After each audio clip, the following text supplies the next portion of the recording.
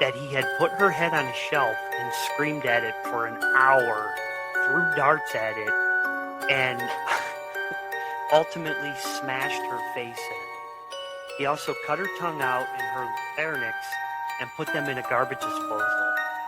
Tell me in a sentence who you are. I'm nobody. I'm a bum. I'm a boxcar and a jug of wine. And a straight razor if you get too close to me. Do you ever feel violent? Yes, I do. What do you feel like doing? Killing people. You still feel like killing people? Yes. Describe the feeling that you get when you feel like killing people. Well, last March 11th, I was hallucinating, and I took a razor blade and I cut a man's throat. Here in the hospital? Here in the hospital. Do you think you'd murder me, Joe? Yes. That's gruesome, Joe. That's horrible. Yes, it is. And you don't blame me if I say I hope you never get out of this place. I hope I never do either.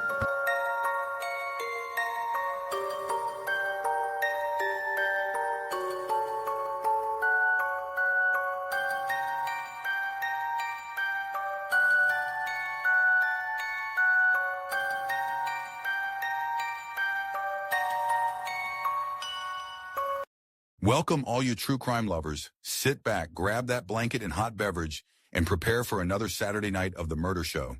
Whose mind and story will we dive into tonight?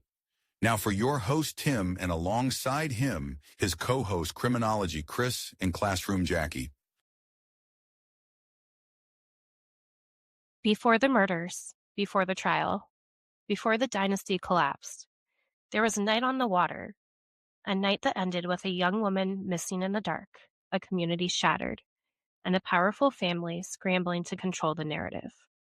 2 years later, another tragedy would strike the same family, this time on their own land. Tonight we unravel how the death of Mallory Beach and the actions of Paul Murdaugh set off a chain reaction that exposed secrets the Murdaughs had buried for generations. Tonight we're diving into one of the most tangled, tragic, and unbelievable cases in modern American true crime. This is a story about power, about privilege, about a dynasty that ruled the Low Country for a century, and the secrets that brought it crashing down. Welcome to the Murder Podcast Show. Good evening, all you true crime lovers out there. Welcome to another fabulous Saturday evening here on the Murder Podcast Show. Tried to give you a little bit of a better camera angle here, get a little more intimate, if you know what I'm saying. Agent 7771, what's going on? Welcome into the chat. Lackadaisy, let's go is right. Welcome to the chat. Boy, tonight's going to be Tonight's going to be, we are using every last bit of the hour and a half, so I hope you've got enough beverages and snacks in your house and ready to go. I've got Dubby, Chris has got Dubby, and Classroom Dubby. Jackie's got Dubby, so. Oh, yeah. The s'mores is phenomenal. Unsafe Snuggie, welcome in. Yes, I agree. It does look a lot better now. So, anyways, I am your host, Tim. And alongside of me is my co-host, Criminology Chris. Good evening, everybody. Forgot to light your microphone up, Chris. Oh, no. Fucking slacking. Plug that thing in. It's on the bottom. Ain't got no gas in it. You ain't got no gas in it. And alongside of Chris is our director of all of our social media platforms, Classroom Jackie. What's up, guys? So, first things first that I was told is on the agenda. Let me fix my mic here. It never wants to cooperate. We wanted to give a big shout out to one of our top followers. That's right. He's the manager of garbage distribution. A happy birthday to him. He is one crazy fucker, and we love him. We love him. He supports the show big time. He is also Classroom Jackie's father. So, happy birthday to you, buddy. I heard you're 39, so that's badass. Happy birthday. We don't do the math and figure out how you had kids and stuff if that's the case. So we don't worry about that. That'd be scary. As always, we want to give some shout outs to our fabulous sponsors. First of all, we have Crafty Corner by Laura. Laura makes all handmade crochet items, jewelry, plushies, and more. You can check her out on Instagram. She is at Crafty Corner by Laura, and on Etsy too as well. You can also email her at thecraftycornercrochet@gmail.com. And as we already stated, we are drinking Dubby Energy Drink tonight. Head on over there. I mean, their products are really, really good. They don't give you the jitters. You don't get that hard crash with them. They last a while too, and then they give you that really good focus. Oh yeah, it's like this warm, fuzzy, happy, energetic feeling in your stomach. Yeah, It's just, I don't know how to explain it, but they're just excellent. a lot of energy drinks give me the jitters and stuff, and this does not. It's actually fantastic. Oh, Classroom Jackie's in the chat. Yeah, That means you have an imposter. No, I figured I could actually interact with our people. Oh, well, look at that. Look at, we're moving up in the world, you know? Hey, I got to be the social media coordinator. I got to interact, right? Yeah. Hey, I can't do it. Chris Also, can't do it, so. We officially hit from 205 TikTok followers to 385 as of now. Wow. In one day. It's very similar to like baking. Like I'm very careful about what I acknowledge that I am capable of. You know? Yeah. It just, Well, that makes sense. I don't really want to tell anybody what I can and can't do, but I'm gonna go ahead and say that I'm not technologically inclined. But I am. But I know what he can and cannot do, and he's a badass. Oh. So I'll drink to that with my Dubby Energy Drink. Oh. So anyways, when you head over to Dubby, that's DUBBY.GG, and you purchase any of their products there, use promo code MurderShow66 at checkout, and you'll receive 10% off. And another fabulous one is Dochi Snacking Edible Cookie Dough. This stuff is awesome. We've tried it. The peppermint baddie is so good. Okay, so you've had the peppermint baddie then. Yes, and the WTF fudge is phenomenal, and it tastes just like brownie batter, but actually edible without the eggs. It is really, really good. So they have various flavors, chocolate chip, WTF fudge brownie, peppermint baddie, and basic bitch. So when you go to their website, Dochi Foods, that's D as in dog or dick, ICHfoods.com, you can use promo code, once again, MurderShow66, and you'll receive $5 off of your order. So we do appreciate all that and greatly appreciate it. What helps us is when we promote these and they sponsor us, we get a little bit of the cut from whatever you guys may purchase, and we put it into a fund specifically for this show. So whether we want to use it for some different cameras or like the equipment and stuff, that's what we do with it. So we're not going out and just buying stupid shit with it. We're putting it back into the show for you guys ultimately. Yeah, it's really not a for profit. No, we do. No, we're not paying bills with it. Okay. If that's the case, I'm quitting my fucking job then. Agreed. So, ditto. Really don't like work. So as you probably saw, the might help if I know how to work my mouse here. There we go. Wow. Okay. Cool. You're doing great, Tim. Anyways, you probably saw on the social media this past week, we are covering Mr. Alex Murdaugh, and we're covering that whole story, and it's a lot. We're going to dive deep into it. I've got some video clips. I've got some footage from evidence and some crime scene stuff. It's all, public, so we're allowed to display it. Really but stepping it up tonight with yes, this one too. I am huge on this case. When this trial came out, I watched this whole entire trial from start to finish, and because I'm a big nerd and I like watching court trials and stuff. This is huge. I mean, this guy, the fact that he thinks he didn't do anything, and then he has so much, evidence that stockpiled up against him, and he still is claiming that he didn't do nothing. Right. And he's trying to appeal it, last I heard. I think last year or something. I believe that one was declined. Denied? I don't know. Yeah, denied. I don't know what judge is going to take that on. Yeah, go through.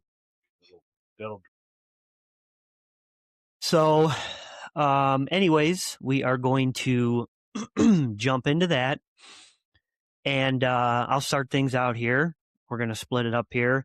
The dynasty is kind of where we're going to start, And so to understand the murders, you have to understand the, power of this family. They're a huge law firm, started back all the way from his dad's dad. Yeah. And then went to his dad, and then his dad ended up turning it over to, Alex. And they did a lot of shady shit. Alex did, and the grandfather Randolph. did. They were responsible Yeah. for covering up a lot of things. Yes. A lot. And they got away with a lot too. Yeah. And they scammed people out of millions and millions of, dollars. I mean, and that he ended up getting charged for that too after the initial trial for all this went down. So, the Murdaughs were not just wealthy, they were woven into the very fabric of South Carolina's low country. For nearly 100 years, three generations, as we talked about, of Murdaugh men served as solicitors, the region's top prosecutors. They decided who got charged, who didn't, which cases quietly disappeared, and which ones didn't stand a chance. Their influence swept into every corner of the community: law enforcement, politics, business, even social life. People trusted them, people feared them, and in a place where everyone knows everyone, Murdaugh name carried weight.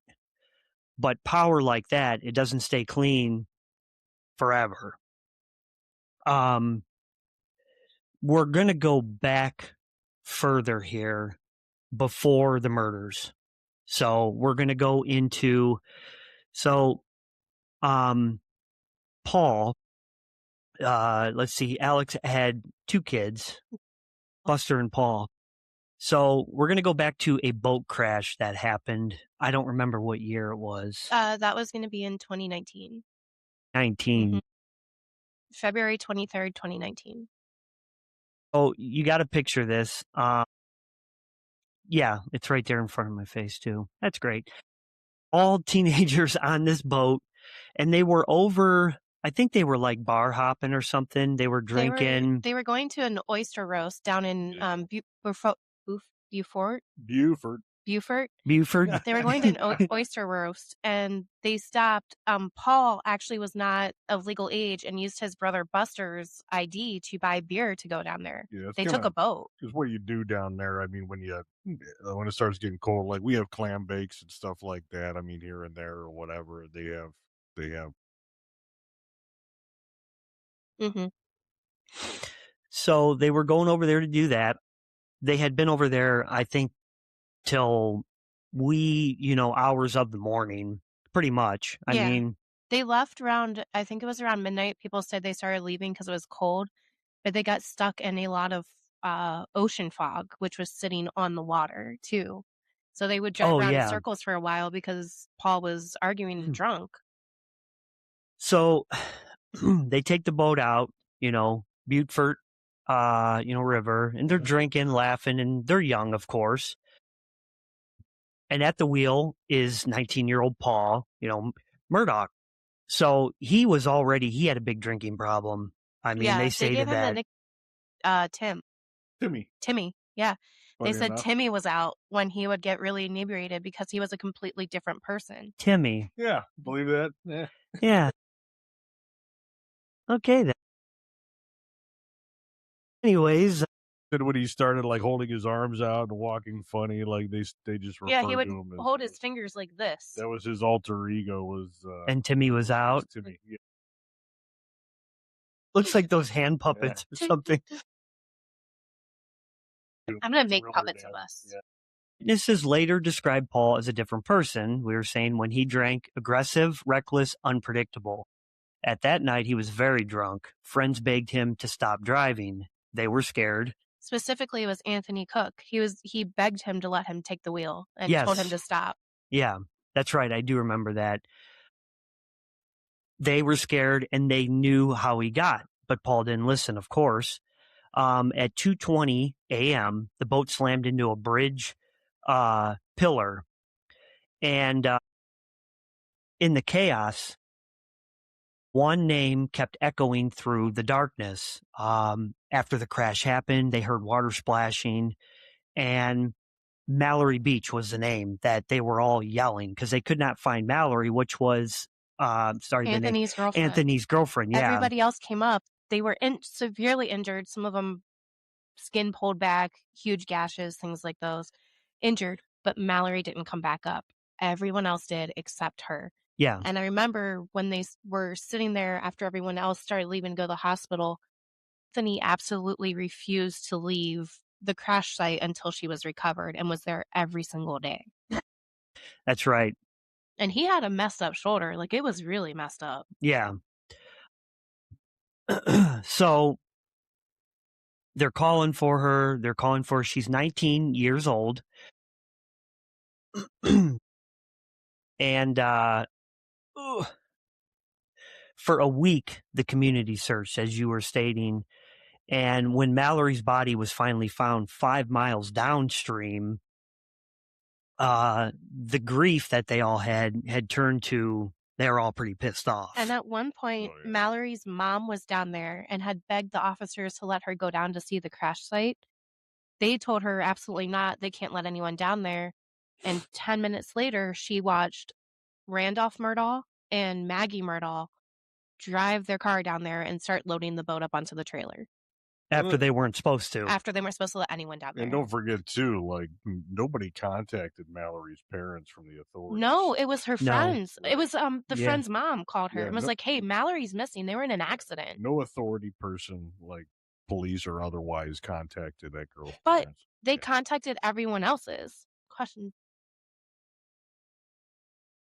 No. So if you actually go online and look at some of the police body cam footage that you can find online, which is public record, you will see that this is not fictionalized. Yeah. There are two versions. There is one that is the interview from the survivors, and then there is the one that is shows some of it because they obviously can't get when he kills them type thing, the actual shots. Yeah, no, this is all, this is based on true facts. And like I said, I watched video footage and photos that I have is all from the trial itself. Mm-hmm. And we watched the interviews with the survivors of the crashes. Yeah. So, yeah, but that was a good question though, David, definitely. So they were all pissed off because the story didn't end, with just accident, and she ended up dying. And like you said, authorities did not contact her parents. No one did. I mean, once police got there and realized that who Paul was, like they were saying, some people feared them, and Murdaugh's had their way with a lot of people as far as how they could intimidate them. And just like when they were in the hospital, when Paul was in there after the boating crash and the kids were, Alex was going into rooms with his dad, I believe, and they were going into the rooms talking to people. He called, it wasn't Anthony, it was the other Ethan. He tried to accuse, you're going to cover it in a second, but he tried to accuse the other kid of driving. But it was proven after they did the crash reenactment that it was not that kid. Yeah. Yeah. So even all the people from DNR and stuff like that, I think the Department of Natural Resources, had a big part in that situation. Seemed like a lot of those guys were involved, and they also were very good friends with that family. Yeah. Yeah. But once you take a boat into a piling like that, and they realize that you're not surfacing in like 5 to 10 minutes, you're obviously unconscious, and and looking at it, I mean, you could see it in the video of that footage how fast that current was moving underneath that bridge. Mm-hmm. I mean, you're gone. That sucker's gonna carry you. They said after she was recovered that she suffered blunt force trauma to the head, which knocked her unconscious and caused her to drown. Right. So it was absolutely awful, but at least she wasn't drowning while she's being pulled. She was already unconscious when it happened. Well, yeah, because of the rate of the speed hitting that pillar, So as we had stated just a second ago, Alex and his dad, Alex had arrived at the hospital quickly, but instead of confronting the victims, he started controlling the whole, narrative, like we were just saying. He tried to shift blame onto a different friend, as you said. He spoke to officers before the kids could, and he used his influence, the same influence the family had welded for generations. And it actually shows a video from the hospital of him and his father standing there talking to the investigator before the investigator can talk to the kids. Yes, and I will I'll find that video and I'll show it to everybody. And police, they acted, strangely, like slow, hesitant, like they were afraid to cross them. Oh, yeah. Which is like, you're law enforcement. I don't care how, powerful, this guy's not the president. Like, why are you afraid of him or afraid to cross him? For the first time, the community saw cracks in that family, and it was starting to come out. Paul was then charged with 3 felonies. He pleaded not guilty, of course. Well, let's be honest. There's only so much you can cover up before people are going to be like, are you done? What are you doing? Yeah, before the truth starts to come out, or as they say, that before the cracks start to show. Yeah. So he pled not guilty, and before the case could go to trial, Paul was dead, which is what we're leading up to. So, fast forward 3 years. Fast forward 3 years here. The murders that took place at Marcel, which was the property, what Murdaugh's owned, was kennel that they had, and a lot of times they would watch people's dogs for them and have them in this kennel. State, and it was their hunting dogs, because they had 1,000 acres that they owned down there, and they would go hog hunting and deer hunting down there. So they had all of their hunting dogs, but they also had an estate that was there, and a airplane strip to land an airplane, and one of the dogs. One of the dogs, ultimate playground for outdoors people. Yeah, one of the love that. Yeah, right. Except for the motorcycles can't go out there, but on the grass. But it's fine. We would get 4-wheelers and hunt hog. I mean, they have an actual. Don't you talk about your motorcycle like that? They had a landing strip for an airplane. Yeah, it's in the garage. It's cold.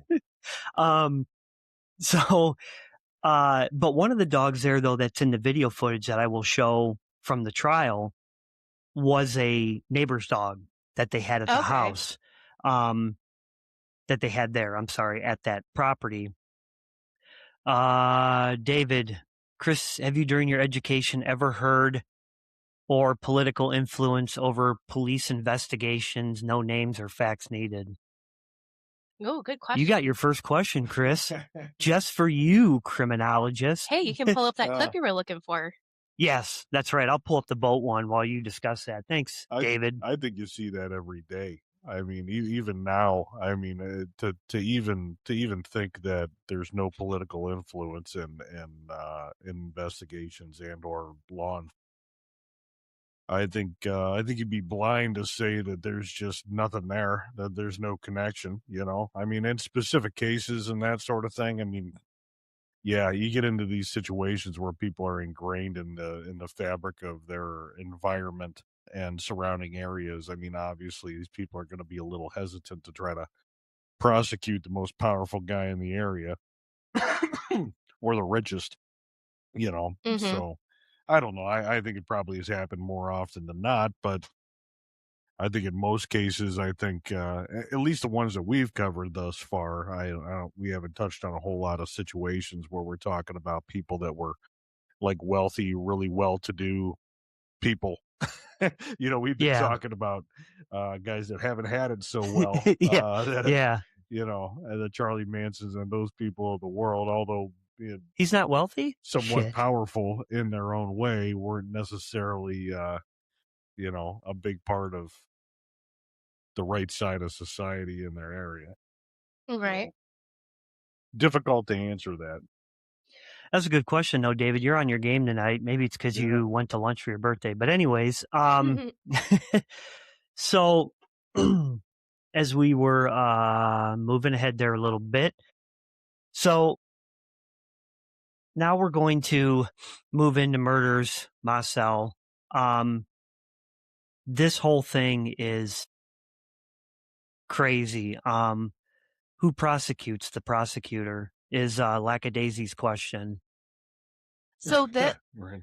this was a really interesting case. They had to find people from, I believe it was outside of the county that had Probably no like association with district them. attorney or something like Because that. people, Probably that- judges and jury members and people in the community said, nope, we're not getting involved in this. they probably pulled in a DA or something like that. I don't know who necessarily And prosecuted the case. If I remember correctly, they took down one of the one of the pictures of somebody in the courtroom that represented Murdaugh too. That was displayed in there. I forget. I'll have to try to look that up. Yeah. So, anyways, there's a phone call. So that was Creighton Waters, chief attorney for South Carolina State Grand Jury and senior assistant deputy attorney general, DA. That is the one represented that actually prosecuted Okay. Alex. Well, June 7th, 2021, just after 10 p.m., there's a call that comes in, to dispatch center. Caller, Alex. The message was his wife Maggie and his son Paul have been shot at the family's 1,700-acre hunting estate known as Marcel. Raptor Jesus, welcome in. Thanks. Deputies arrived to a horrific scene. All right. And Paul is found near the kennels, which I'm going to bring this picture up, and it shows you where Paul's body was found and where Maggie's was. So Paul was near the kennels, shot with a shotgun. Maggie is found a short distance away from him, killed with a rifle. 2 victims, 2 different weapons, no sign of, entry forced. And Alex tells investigators he wasn't home. He says he was visiting his mom, who has dementia, and he says he came back to find his family dead. Thing is, this didn't stand for long, especially when it got into court and the trial started. But so investigators quickly noticed something off. His clothes are clean. His story's very vague. And we're going to show some of that body cam footage that we watched of him in the car. And the timeline, it doesn't add up at all. He had not thought this through with planning it out.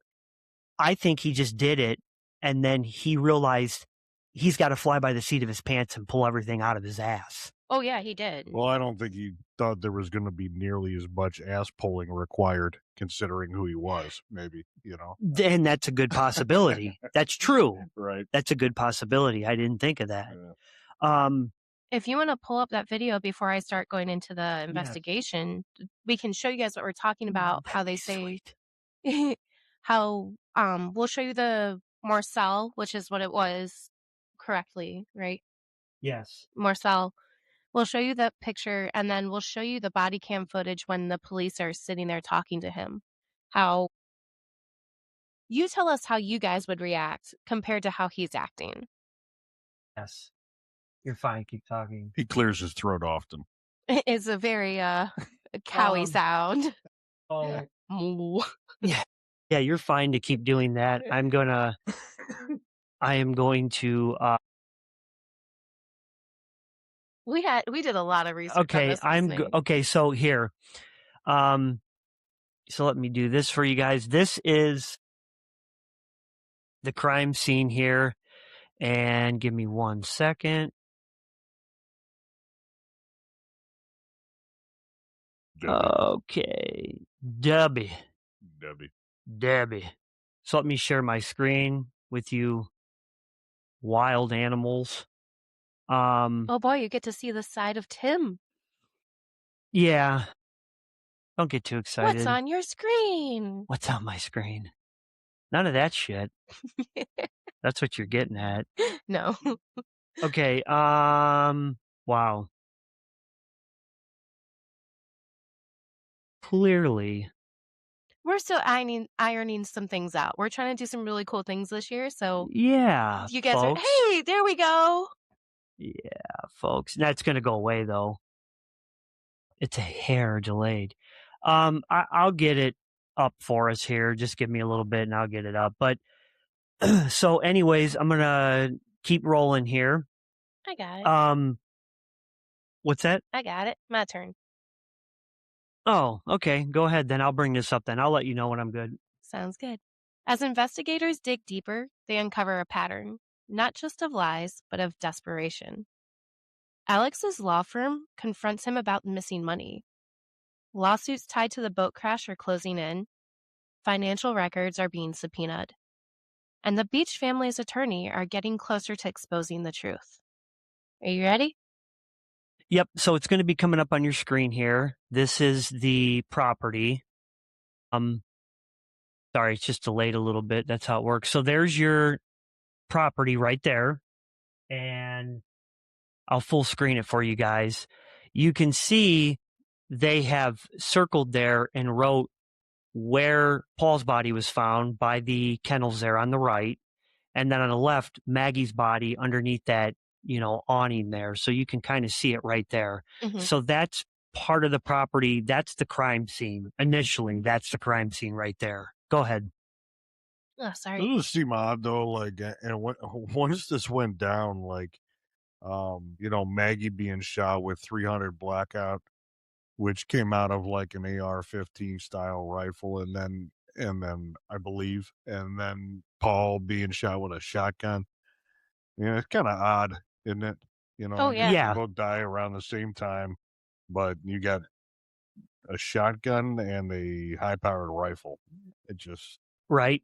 Yeah. So why the so I have here too as well, since I'm already in here, the shotgun that they used in the trial, and I will share that again and show you guys here. All right, so give it a second to come up on your screen. It's delayed when it sends signals and all that. So you'll see on your screen in just a few seconds that's the rifle, I believe. Chris will have to let me know, but I believe that's the rifle. That was the one. Oh, that's shotgun. That's the shotgun? Okay. Yeah. That was the one when they went to the property. Or you're just talking about it being camo. Mm-hmm. Yeah. And that they had taken a couple guns, but one of the guys, a gentleman, had a drone and flew it up in the air thinking that he missed everything, and watched Randolph and somebody else take that gun and another and go out to go hunting because they loaded up a couple of the dogs. It was the morning after the shooting. Okay. We watched it in the body cam footage. Gotcha. All right. I'm good. You're all good.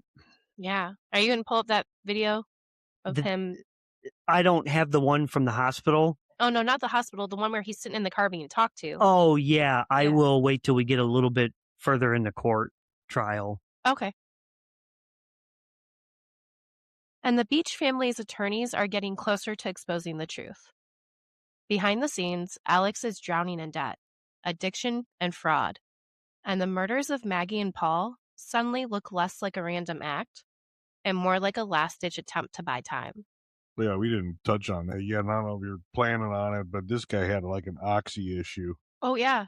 Oh, yeah. Paul discovered it, and he was trying to get him to get clean because his dad found out he was an alcoholic and they just were like, yep, I won't say anything if you don't. Yeah. Yep. That's right. I forgot about that. The amount of money you're just spending on freaking, opioids. Right. Mm-hmm. But Paul's girlfriend at the time actually commented there was a weekend where they stayed at the house with his dad because he wanted to sit there and make his dad get clean. He was like, he sat there and watched him detox for the whole weekend. Yeah. Yep. So. And I'm sure that was hell for him, too. Oh, it had to be. Yeah. Had to be. Especially her, too. Why would you subject your girlfriend to sit there with you while your dad's, like, suffering? Yeah. Well, he wanted to make sure he cared about him. He wanted to make sure that he, Not him, her. Why would you make your girlfriend sit there and watch that? Like, let her go out and go spend time with her friends. I'm sure he wasn't detaining her. He's like, He had her I'm gonna tied up. handcuff you to the couch, and you're going to sit here and watch my dad come down. What is this, Gacy? Yeah. Are we going to do the handcuff trick? Oh, She no. probably was doing it because she cared about him. Yeah. Oh, I'm sure. Yeah. So I'm going to play this video footage real quick because I was thinking about it. So I was talking when I was saying originally that Paul says he wasn't there, okay? He says, I went to see my mom. I went home. What do you mean, Alex? Alex, yeah. I'm sorry. No, you're good. So Alex said, I went to see my mom, and then when I came back to I came home, Maggie and Paul weren't home. So I figured something was kind of up, and he tried to call her and couldn't get a hold of her. So then he goes, then I go to the property. In this film, I'm going to show you that they showed in trial, Paul is on Snapchat. He's Snapchatting a dog in a kennel. And this is moments before the whole, murder happened. Alex said he wasn't there. In the background, in this Snapchat video, you can hear Alex talking. Yeah. And this is what got him big time. I remember in the trial when they mentioned it. And prior to the person saying hello, because typically the recording will start on the 911 call prior to the person actually committing. This is Paul and Maggie were still alive. They were at the kennel. That's what I'm saying. But you could hear him prior to the 911 operator actually answering the phone because he was. No, it was before he called 911 because they even killed him. Mm-hmm. It was before they were even killed. Paul and Maggie had any clue that this was coming? Probably not. Do you think he did it for insurance money? To try and pay off his debts? Well, yeah, there was something in there. I was reading something about him collecting a potential, well, there was the one where he actually paid a guy to kill him because he wanted Buster to receive a $10 million settlement for his own death. But he ended up surviving it because he paid that one. He was a drug dealer. It was after his, yeah. They also, this is going back a little bit, but they had a nanny at the house for a while. I will actually touch that here in a minute. Okay. I'm going on to the next. I won't mess with it. There's two murders that they connect to this as well, and I'm about to touch on them. Yes. Yeah. So there's a lot of stuff going on behind the scenes. There's multiple things happening here other than just a boat accident and then him killing. Oh, yeah. Yeah, there is a lot of craziness. A lot of shit stacking up. So I'm going to play you guys this clip and listen to this because this is crazy.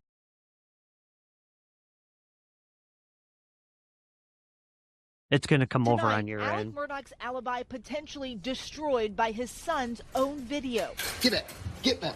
Prosecutors revealing a 58-second cell phone video recorded by Paul Murdaugh directly contradicting Alec Murdaugh's story, placing him at the murder scene minutes before his wife and son were shot to death. In the video, you can see Paul going into a pen on the family's property to check on a friend's dog. In the background, you hear other voices. Hey, he's got a bird in his mouth. Hey, Bubba. It's a guinea. This is a chicken. Come here, Cash. Cash. Quit. Murdaugh claimed he didn't go to the family's kennels that night until he found his wife and son's bodies. I was up at the house, laid down, took a nap on the couch, probably, 25, 30 minutes. In emotional testimony, close family friend Rogan Gibson recalling how he talked to Paul Murdaugh that night about his injured dog. Paul telling him he'd take a video. Did you hear any other voices when you were on the phone with Paul about 8:40? I did. And what voices did you hear? I heard Miss Maggie. And who else did you hear? And I thought it was Mr. Alec that I heard. Cell phone records show Paul took that video right after that call. Minutes later, he and his mother were dead. Did you ever get that video? I did not. Police later showed Gibson that video from inside the kennel. And what voices did you hear? Paul's, Miss Maggie, Mr. Alec. And how sure are you now? Positive. 100%? That's correct. Prosecutors playing that. So yeah, I won't keep going because it's a couple minutes long, but you can clearly hear, and he states that he was not there before that murder. Right. And you can clearly hear that he's in the background. Yeah, there was an echo. I forgot to mute something, but anyways, so yeah, go ahead now. I'll let you continue on. But yeah, that is where it started to unfold for him and pretty much fall apart with his whole I had nothing to do with it. How do you say that's not you in the background when you clearly can hear it? Mm-hmm. Yeah. So go ahead. September 4th, 2021. Alex calls 911 again. He claims he's been shot in the head while changing a tire. But the story unravels quickly. Investigators discover Alex arranged for a former client to shoot him. A staged suicide attempt meant to secure a $10 million payout for his son Buster, like you guys were talking about. Alex survives and the public's sympathy evaporates. Once the dam breaks, it breaks completely. Investigators uncover years of embezzlement, millions stolen from clients, fake accounts, forged documents, and a pattern of manipulation and deceit. Alex is charged with over 100 financial crimes, and suddenly the motive for murder becomes clearer. January 2023. The trial begins. The nation watches. You said you spent time watching the whole thing from start to finish. Yeah. Yeah, it's... Oh my gosh. I was one of the nation. I was like a 0.1%. Besides the video that they had proof of from Paul, cell phone data placing Alex at the kennels minutes before the murders, vehicle telematics contradicting his alibi, gunshot residue, and the bombshell. That recorded video with Alex's voice clearly heard in it. Yeah. I mean, how much more can you throw out there, Ding, ding, ding, ding, ding, ding, yeah, ding. right. Here's the damn bell. Yeah, how much more can you really throw out there? It's a lot. Alex had insisted he wasn't there, but the video proved otherwise. On the stand, Alex admits he fled. He admits he lied. There's a dog back on the screen. Yeah, I took it off. It's gone. It just takes a second to come off. See, it's gone. Thanks. Mm-hmm. Can you pull up that video real fast where he's sitting in the car and the police are asking him? Yeah, I have to.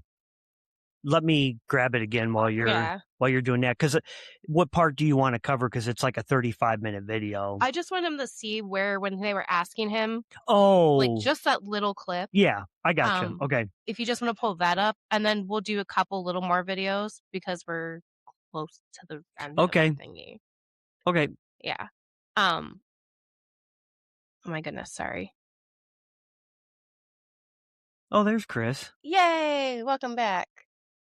Welcome back, you crazy criminology person. We had a dog's ass on the screen. We had to get rid of it. Huh? We had a dog's ass stuck on the screen, so I had to get rid of it. It's gone now. I didn't even see it. Was going to stay there. You know what? Leave me alone, okay? Hey, guys, I got a lot going on in the cockpit back here, okay? On the stand, Alex admits he lied. You got the look, haha. Keep talking. He blames addiction. He blames paranoia. But the jury doesn't buy it. March 22nd, 2023. Guilty on all counts. Alex Murdaugh is sentenced to 2 consecutive life sentences. Now, there are a couple other deaths that were associated with this, and we're going to touch on those real fast. 3 other deaths to re-examine. Stephen Smith. Stephen was a young man who went to the same high school as Paul did, or it was Buster. I can't remember which one it was. I believe it was Buster. Yeah. But he was... Oh, we found it? Yeah. Okay. We have a quick video to show you guys. But how we were talking about how he was too clean, too calm. We wanted to play a quick video where he was sitting in the car talking to the investigators. Yeah, it seemed to me like my own opinion would be that he just seemed to be more nervous than he is upset. Mm-hmm. You know, and that's just, like I said, my opinion on it. But you can formulate your own based on this. But just seemed like he had a lot of anxiety, but I don't think it was just due to grief. No, I don't think it was. Because he's acting too weird. I don't know. And we talked about it. Like, honestly, like, I'd be puking on the floor of the car. That's what Like, I'm saying. I'd be a snotty, gross, disgusting, unconsolable mess. So that's what I'm saying. You know? When you see this and the way that he is, it's just like, how are you that calm? You know? Mm-hmm. Yeah, I mean, well, shock does a funny thing to a person, you know? Yeah. And everybody's going to respond differently. Yeah. But it just, I don't know. I still think like I'd be a boogery, tear-covered, you'd want puking justice mess. right then and there. Well, yeah, and you'd be upset. You go through the stages of grief. I don't know. You go through them all just sitting in the car. Yeah. But at the same time, like, I think it just, I personally, I feel like I am pretty well composed as a person, but I don't feel like I would be able to hold that sort of composure after something like that takes Yeah, place. wife and child being murdered. Yeah. Seems a little fishy. Yeah, you're all good. Sorry, I was just moving this over. Okay. So, yeah, the whole thing is, I It's don't just know. messed up. All right, so we're going to play this now. Let me bring this up here for you. And just keep an eye on how he is in the car. And you'll see what we're talking about. Oh, yeah.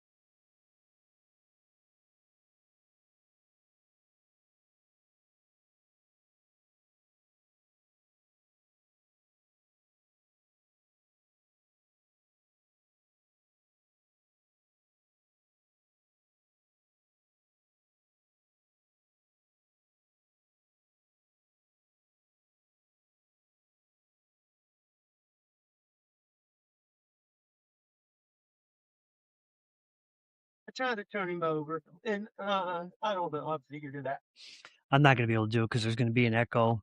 So I have to figure all that out yet. But you can see, yeah. if you look it up, you can actually look online and see the same videos that we're showing you. Yeah. But the way he was so calm at the beginning, and then I do have a question, and it's for you about like the way he's acting.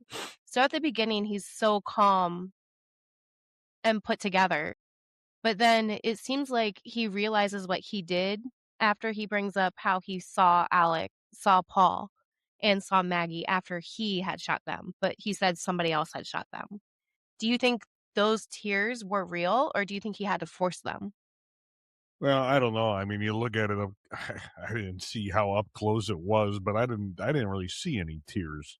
I mean, he made a lot of sound. And he made his whole body was like shaking and crying. Yeah, right. But Yeah. it was funny how quickly he came back from that too. Yes. After the fact, if you watch that video at the end of like that situation, like he just comes right back to just Right. And a blank. I know when it's me and I cry and I get to like that point where I'm like hyperventilating, my eyes are swollen. I'm like, they're red. I'm puffy. Yeah. My cheeks are bright red. Like, you've seen me like that a couple of times where I've just Yeah, and I mean, it. and maybe this guy's like, why didn't he have those? Well, maybe this guy's a fucking rock too. I mean, he could be just tough to the point where he's able to Yes. digest this and handle it a lot better than and others. that's unsafe snuggie. That's a good point. Someone's scared of getting in trouble.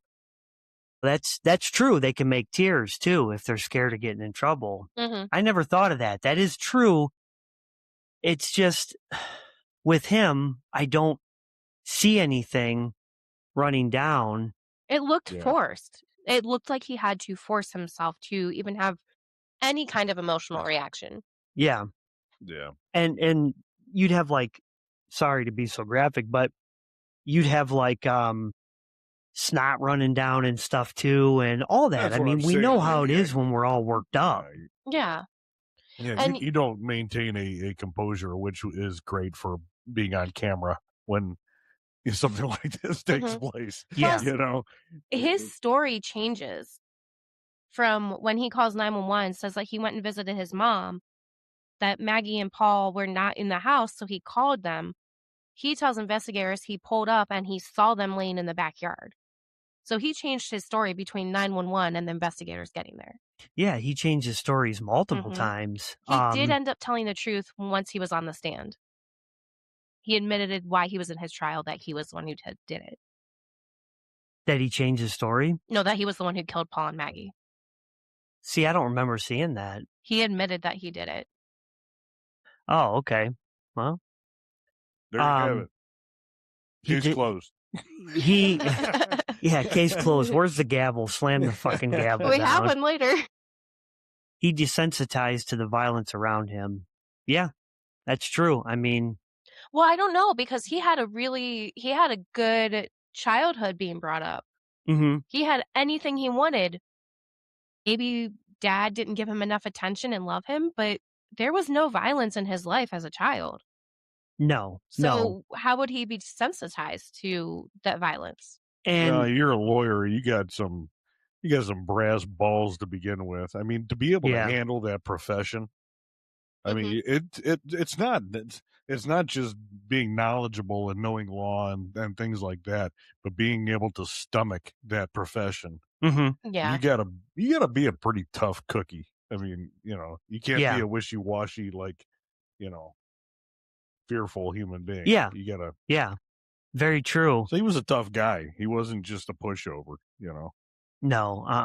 Now, there are two other murders that were linked to the Murdaughs.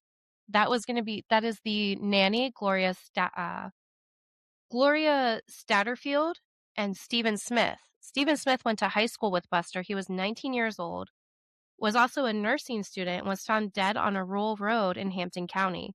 In July of 2015, his body showed head trauma, but the initial ruling was a hit and run despite no vehicle debris or skid marks at the scene. The investigation was reopened shortly after Maggie and Paul's death. SLED, which is South Carolina Law Enforcement Division, reopened Smith's case due to the potential ties to the Murdaugh family. In 2023, his death was officially ruled as a homicide. And then the housekeeper, Gloria, had been there for about 25 years.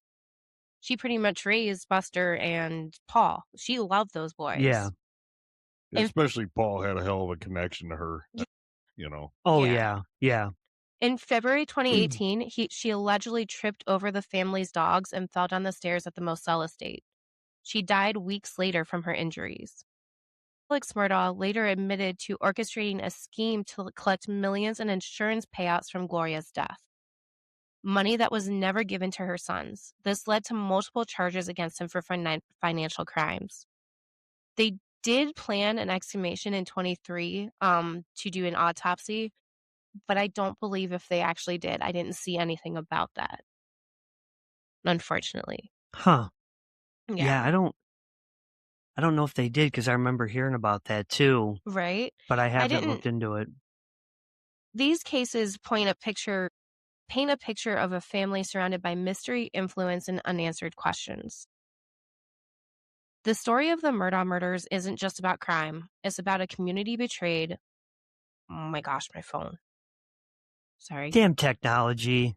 What are you doing, iPhones? Bastards. Victims forgotten, and a family empire built on influence that finally collapsed under the weight of its own secrets. We need somebody that we can just hire just to be the technological person, because it sure as hell ain't gonna be me. That we can just point the finger at and blame for things. Hey, I know Yeah. people. I know people. Yes. Huh. We'll have to think of some.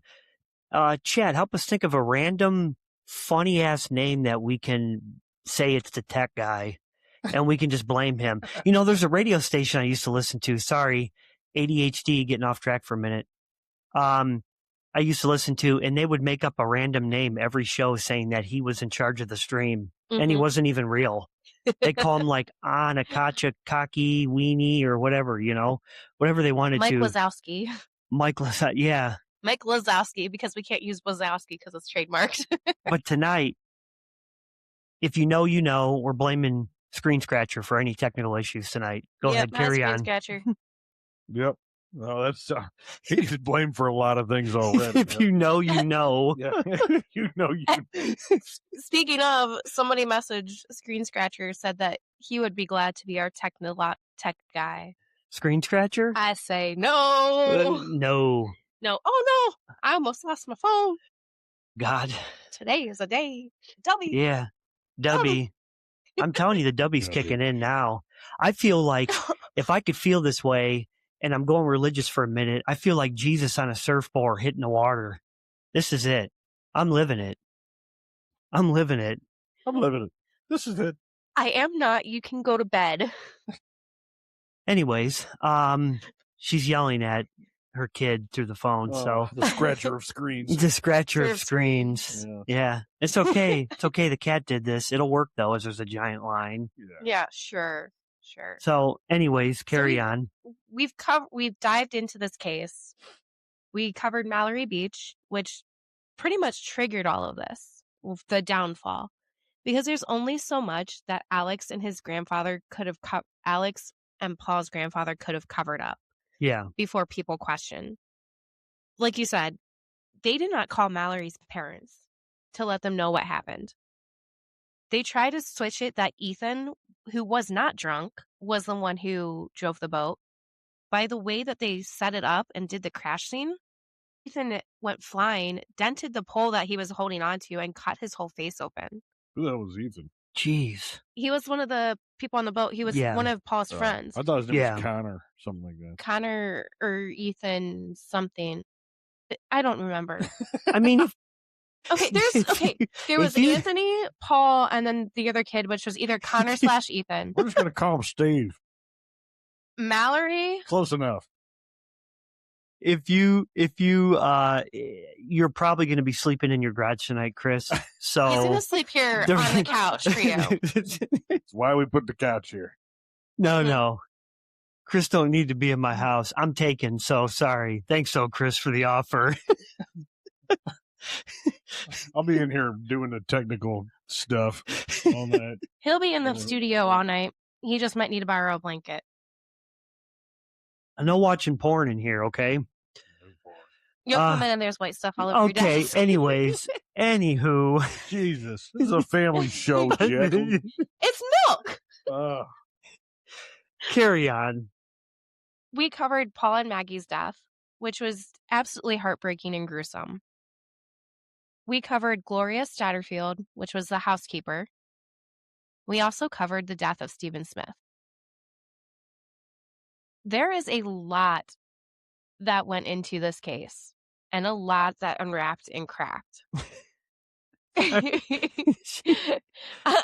Snuggie, I'm sorry. She's in the doghouse. Morgan Doughty, Connor Cook, Miley Altman, and Anthony Cook. There was no... So Connor was the one who... I thought it was Ethan for some reason. Where'd you pull that from? I don't know. Whatever. Connor was the one went flying over the pole that... Ain't got no gas in it. Unsafe Snuggie, are you sure you want him?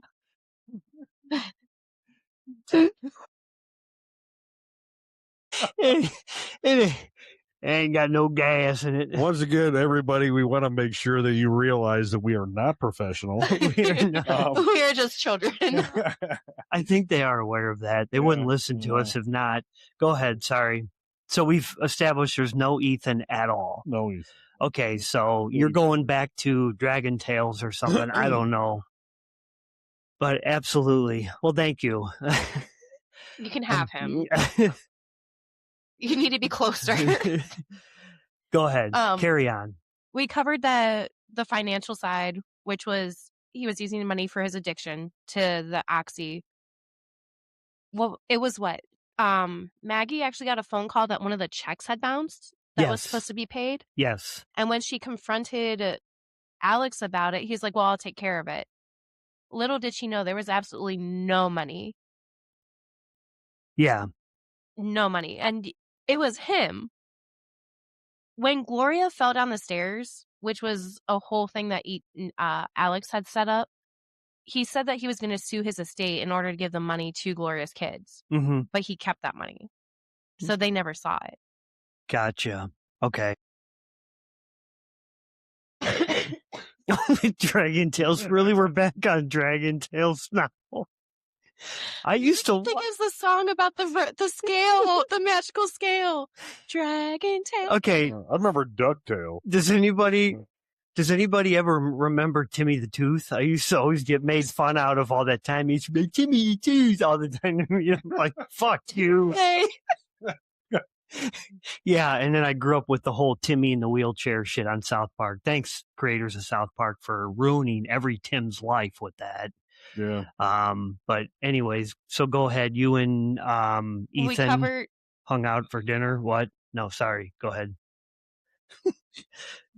Chris will be jealous. Sometimes I wish there was another female with me, so I'm not alone in this.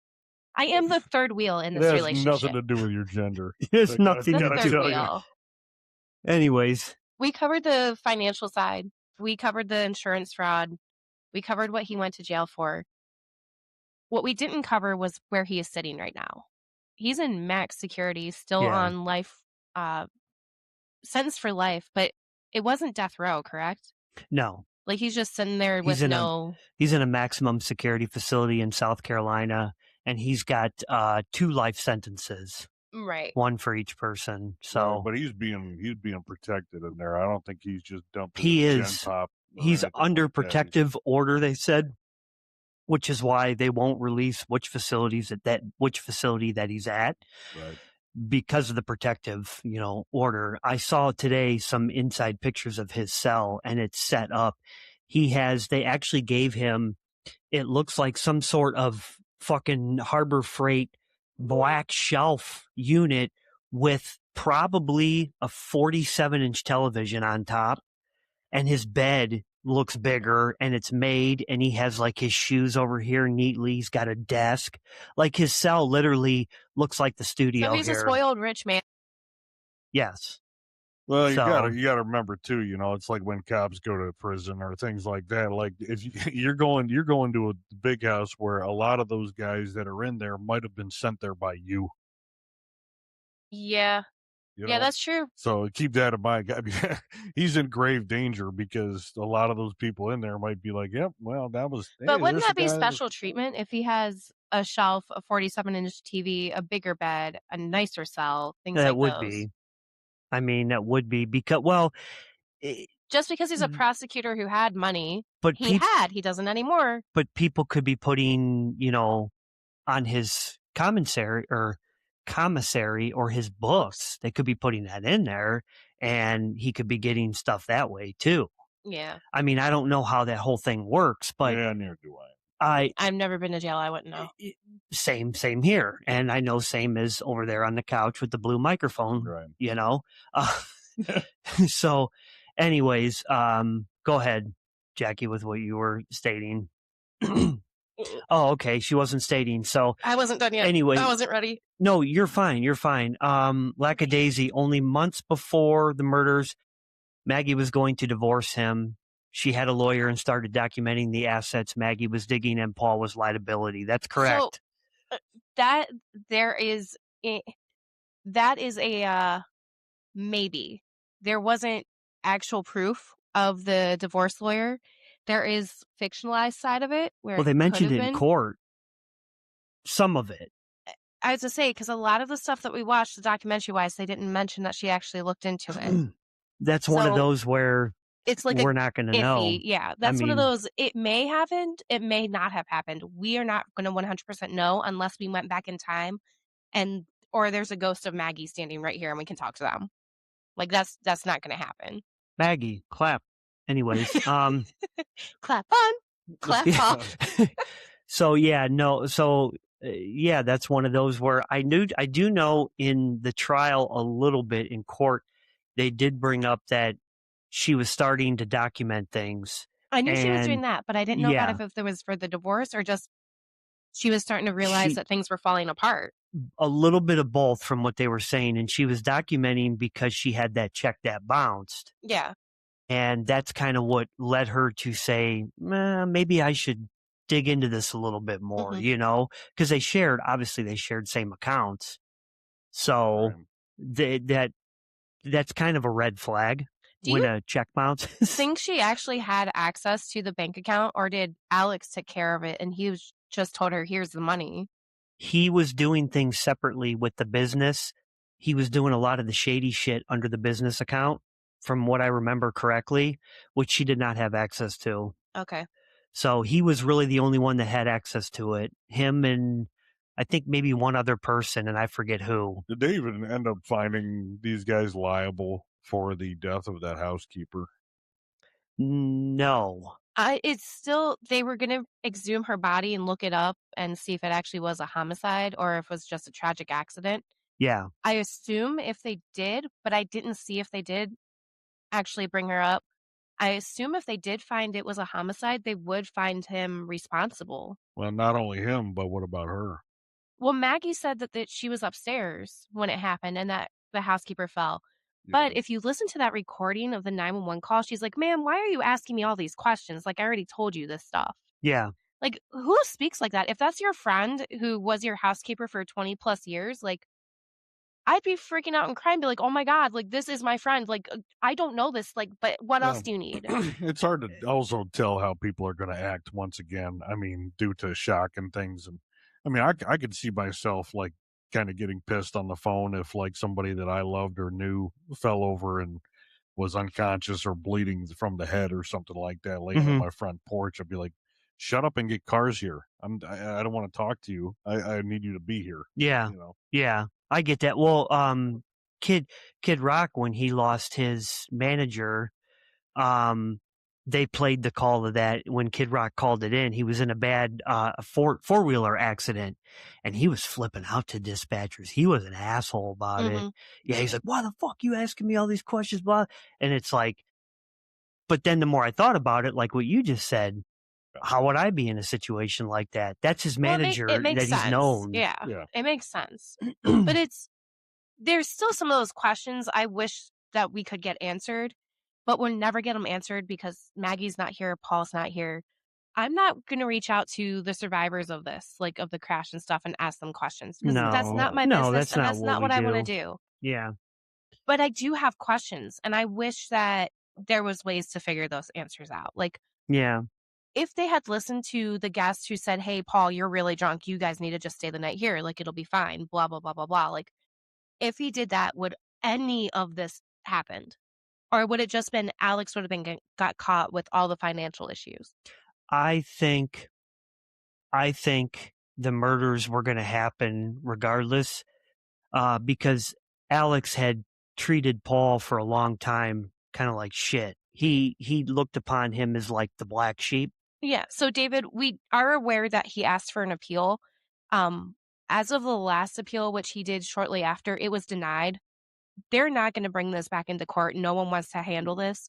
It's too much, and it's too big of a risk, pretty much, correct? Yeah, these appeals can go on for years. You don't know that.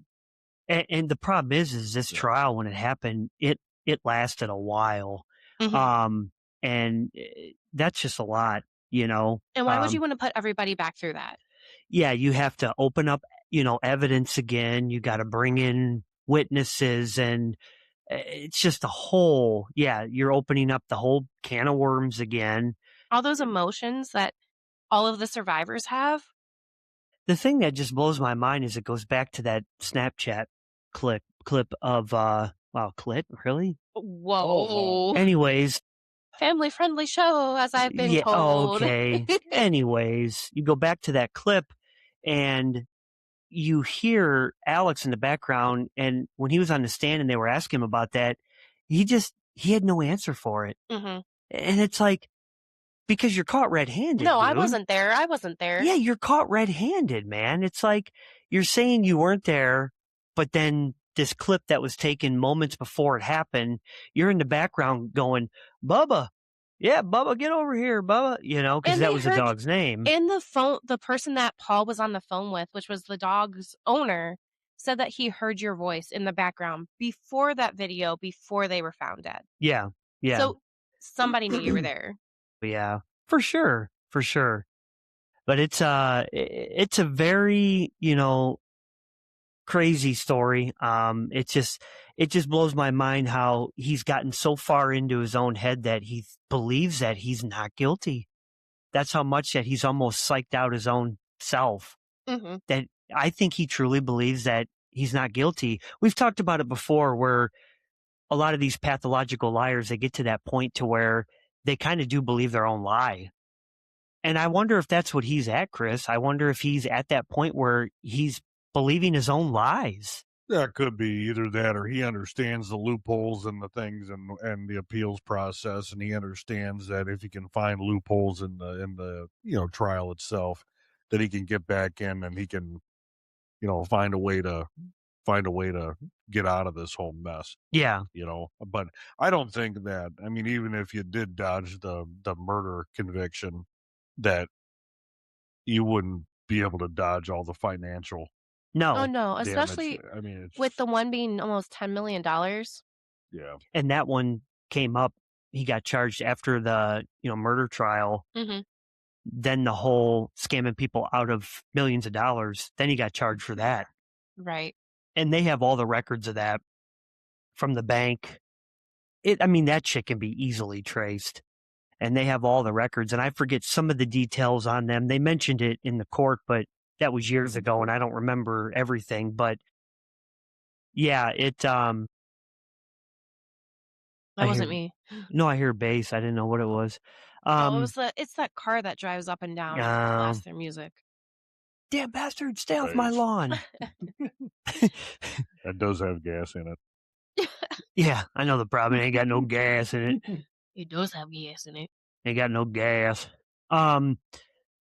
But anyways, we thought this would be a really good one. I wanted to cover this one just because it's so, it's way out there in left field. And the fact that, Alex just keeps pleading, I'm not guilty. It's just like, okay, dude, you've got evidence that's stockpiled against you. I really hope, and this is going to sound really morbid and absolutely mean of me. Oh, God. I really hope that they have a 8x10 picture of Maggie's face and Paul's face staring at his bed and in his cell multiple places every day so he can think about what he did. Yeah. Well, I really hope he does. And I hope they're in there haunting his ass. He's going to use the same line that I've heard people that are on trial before that have killed a person. And I've been watching court trials, as I stated, for years. He's going to use the same line every night when I go to sleep. I just picture the victim and I'm so sorry and this and that. You've heard him use those lines before. I hope you're sorry for what you did to your own child and your own wife. Yeah. Because how the hell, I understand, if you have financial issues, yeah, maybe you should be like, hey, Maggie, I suck at money. Maggie, I really fucked up and shit's going to be bad, but there's only a couple options to this. Either A, I kill you guys, or B, you need to leave now. A, just I kill you guys, or B, you run. Something caused him to snap. I think it was Paul. I think it was that boat crash and the fact that he couldn't cover it up. Yeah. Because there were so many witnesses. Paul wasn't Buster. Mm-mm. Buster's like an identical twin of him. He was the golden Alex. child, pretty much. Yeah. And now you said you were reading that he was in law school at the same firm. Yeah, Chris was, that he was in the same law firm or school as his dad was. And then he had to drop out or got kicked out because of his grades. I don't think he was well, the next semester due is grade point average or something like that. Oh. Yeah, his So grade point don't know average if was he, too low. I don't know if he went somewhere else or what the case may be. Yeah. Anyways, as we're coming up here close to the end, we'll let you guys know who we are covering next week. Now. Next week, yes. Next week is going to be the Unabomber. Yeah. AKA, what's his real name again? Ted Kaczynski. Ted Kaczynski. Okay. We're going to make it really complicated for you to say, so you keep tongue-tying yourself. I will not be the host next week, FYI. It's Chris's turn to be the host. No. Good luck back here. Cool. I apparently fucked it all up. So, anyways, so yeah, Unabombers who we're going to be covering next week. I haven't said it at all today, but I know we tell you guys all the time, but we do appreciate all the love and support. All of our channels, social media, from on here, YouTube, TikTok, Facebook, they've all tremendously grown over the past. I watch the numbers for the podcast streaming platforms and stuff, which we are on Amazon Music now. You can ask your Alexa. We hit 400 followers. We hit 400 followers on TikTok, so that's awesome. But anyways, and if any of you are in the chat tonight and the new came over from TikTok or any of those, welcome. Thank you for your support, you guys. Thank you. You can, even if you want to say something in the chat, just to let us know. But no, we do appreciate it. And I watched the numbers, and they're growing. And this is seriously a big dream that I started with here that I've had for a long time. And hit 106 follower people on our Facebook, and Facebook congratulated us this morning. Yeah, and it's crazy because last Sunday we were at 4,500 views on YouTube, and then yesterday we checked and we're already over 47. Almost 48. Almost 48. And we went from 205 followers on TikTok at midnight this morning to 400? To 400 today. Holy cow. I have never seen my notifications say there's 100 plus new followers. That is doubled. That is awesome. We know we're doing something right, and we appreciate it. And it's cool to see the true crime community come to life. I am just shitting the bed tonight. Thank you. Thank you. Thank you, guys. Thank you. Yeah, we do this once again. I mean, this is a good time for us. I mean, you guys feel free to look into this in addition to, I mean, there's a lot of stuff that we didn't cover, Oh, yeah. in addition to what we talked about tonight. There's a lot to this and a lot of these other cases that we cover. We could break a lot of them up into multiple. Yeah. I mean, and as always, if you guys find something interesting, reach out. I'm always checking our Facebook, our TikToks, our socials. That's what I'm here for. And I will gladly bring it up to our guys and tell them everything. Send it on Gmail there, murdershow66@gmail.com. I check that, and so does the host. Plug it. Ain't got no gas in it. I don't know why. I'm just going to. Anyways. We didn't play Alex's clearing his throat moo. Yeah. Did we play that at that one's Chris's tech zone now on his phone, fucking clearing his throat. You guys gotta hear this. It's in the video that he's made a lot of damn in the cop car. So to make a long story short, he kept clearing his throat, and just constantly, and then it sounded like he's like, it sounds like a cow. It sounds like a fucking warthog pig or some shit in there. So I'm going to play this right now. And this is a clip. We happened to catch this. I added it to the soundboard. I wasn't going to do it tonight because I was going to behave, but Chris laughs so hard and almost pees himself every time he hears it. So here's a sound that we caught in the back of the car, and it's not muted. So here, check this out.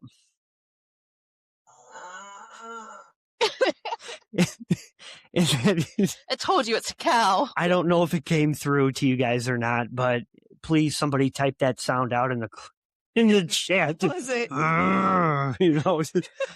type that out. Unsafe Snuggie, I bet you could type that out for us. I don't know. But just please let us know. Just don't ask. I don't know what that clip was, but anyways, that was...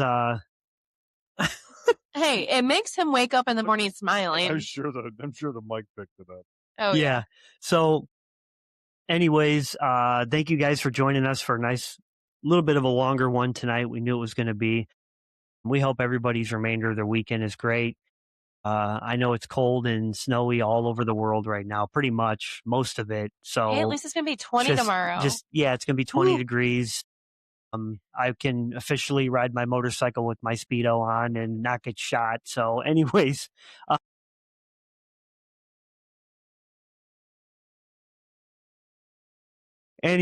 we hope, it sounds like a bull or a cow. Yeah, it does. It sounds like a bull or a cow. It does sound like a cow to me. It's like, that guy is clearing his throat. What the hell?